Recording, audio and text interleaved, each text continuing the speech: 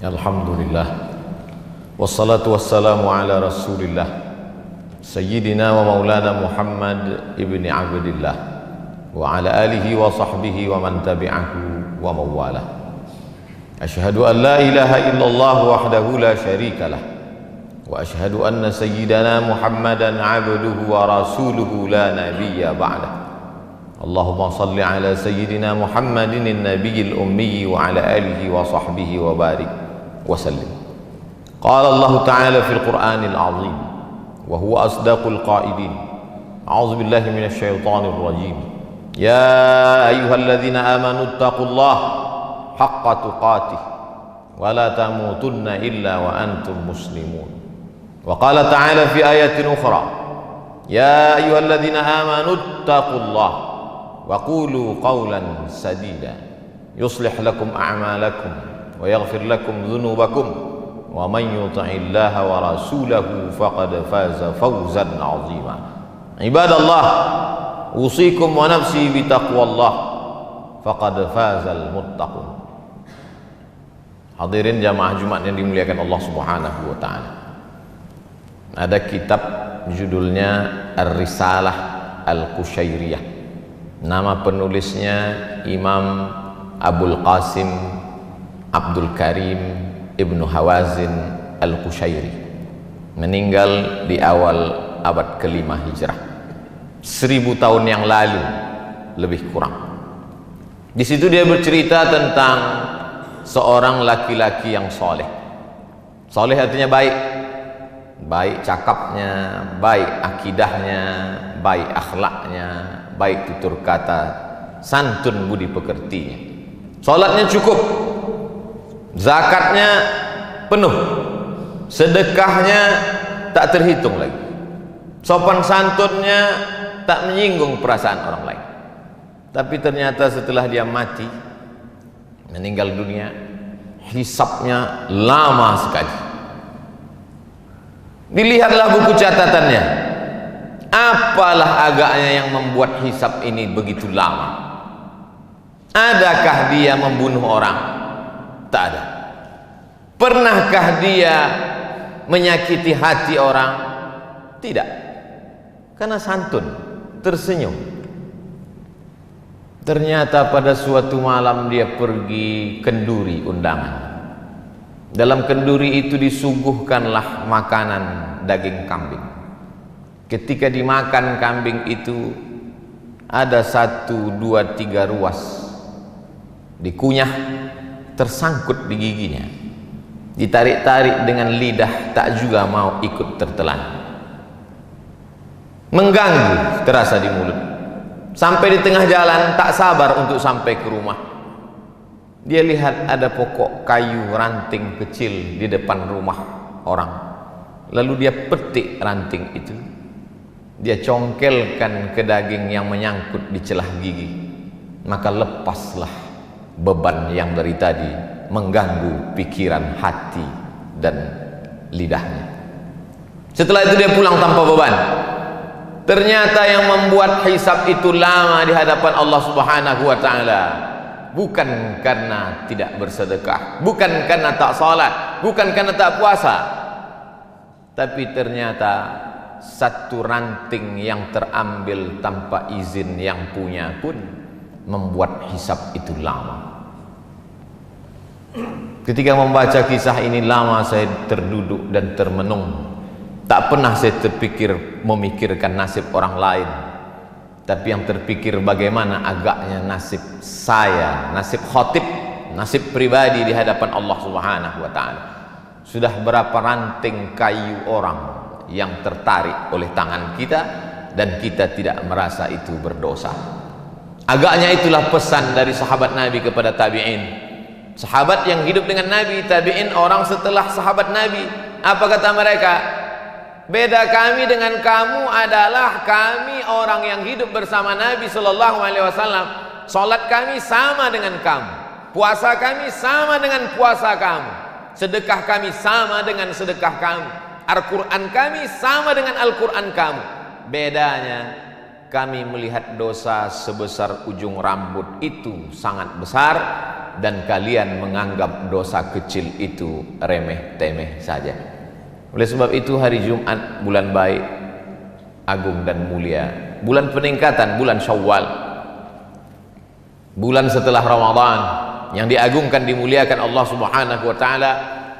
Diberikan pula kita kesempatan hidup pada hari Sayyidul Ayyam. Merenunglah kita sejenak.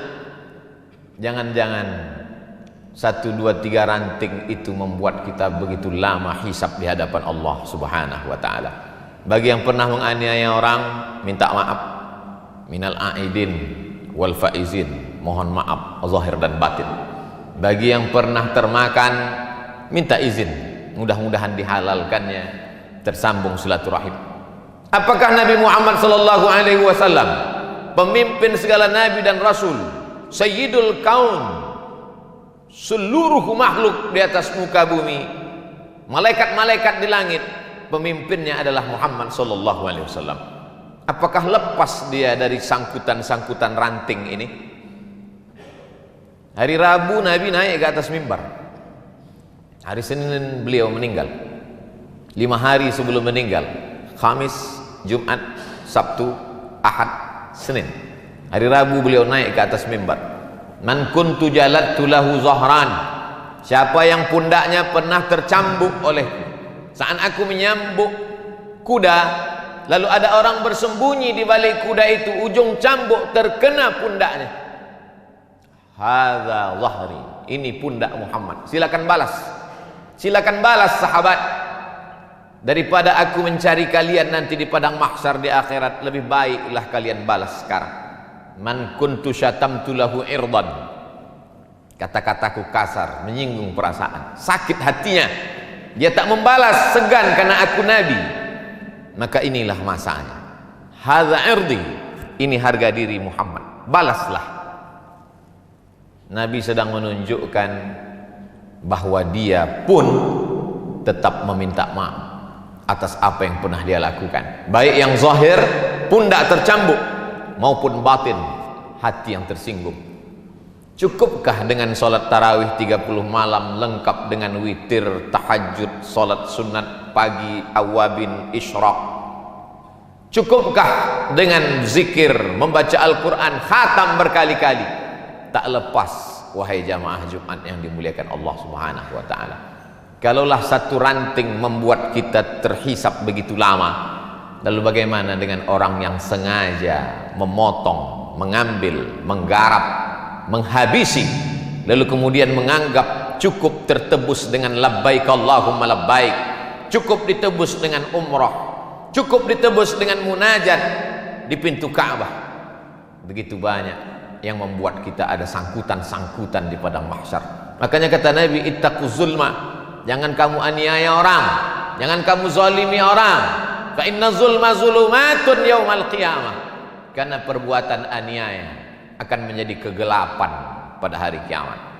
Mohon maaf, ada saudaraku yang digelapkan Allah di atas dunia ini, lahir dalam keadaan, maaf sekali lagi, buta, tapi gelapnya itu ada hikmah. Matanya tak pernah berdosa, di akhirat dia akan terang benderang.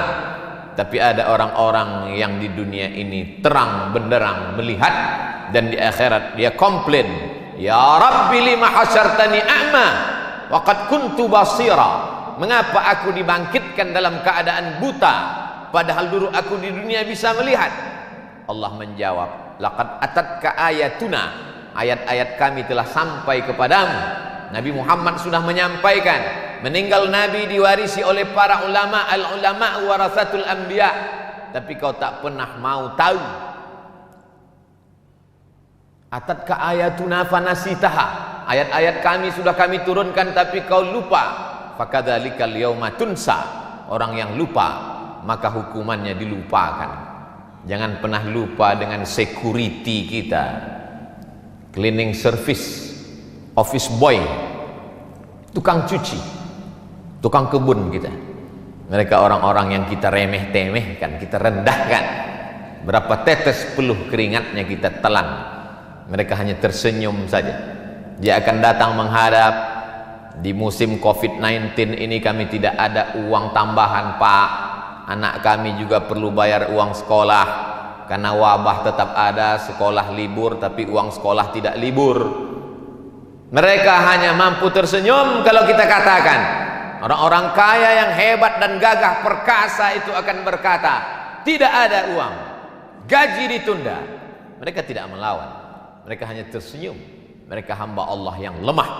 Tapi ingatlah, hisab kita terlalu lama. Irhamu man fil ardi yarhamukum man fis sama. Berkasih sayang kamu kepada hamba-hamba Allah yang lemah di atas dunia, maka Allah akan sayang kepada kamu. Seorang laki-laki duduk di dekat Nabi Muhammad sallallahu alaihi wasallam. Nabi duduk memeluk cium Sayyidina Al-Hasan dan Sayyidina Al-Husain, anak kesayangan buah hati Fatimah, pernikahan dari Sayyidina Ali bin Abi Thalib radhiyallahu anhum ajma'in. Apa kata si Arab Badui yang duduk di samping Nabi? 10 anakku, satu pun tak pernah kucium. Apa jawab Nabi? Man la yarham la yurham, man la yarham la yurham.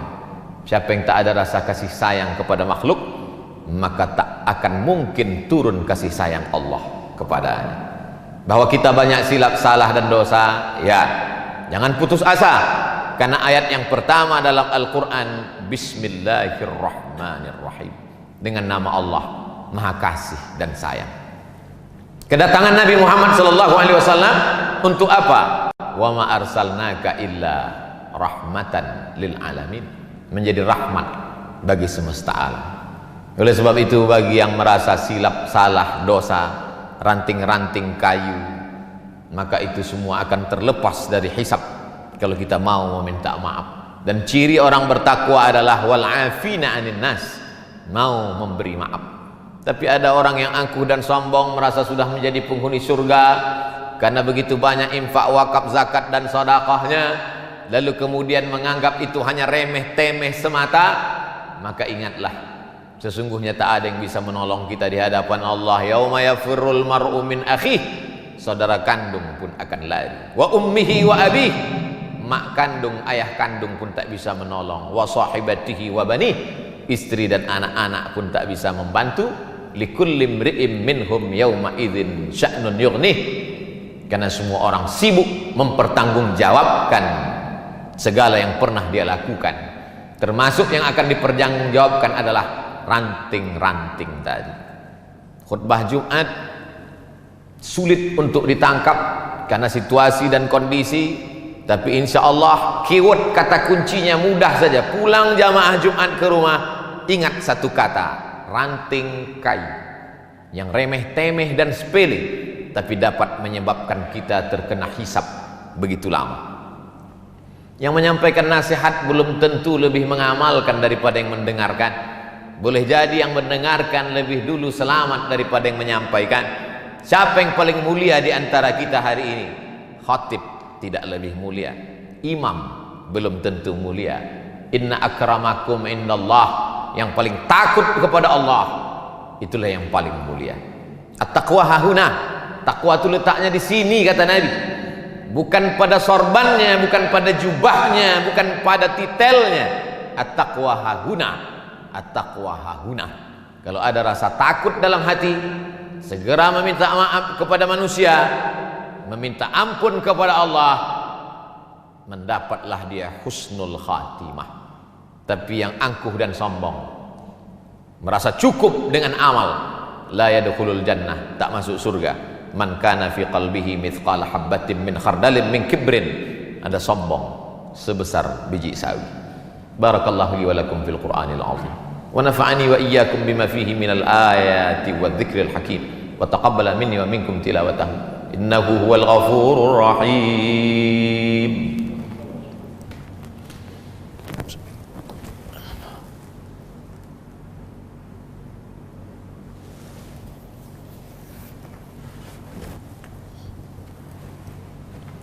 Alhamdulillahilladzi bi ni'matihi tatimmus shalihat. Wassalatu wassalamu ala sayyidis sadat wa ala alihi wa ashabihi ahli al-fadaili wal karamat.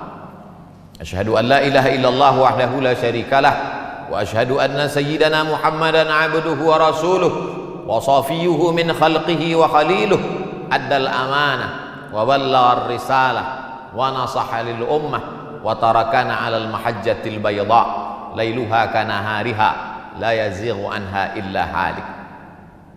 قال الله تعالى في القرآن العظيم وهو أصدق القائلين: أعوذ بالله من الشيطان الرجيم بسم الله الرحمن الرحيم والعصر إن الإنسان لفي خسر إلا الذين آمنوا وعملوا الصالحات وتواصوا بالحق وتواصوا بالصبر.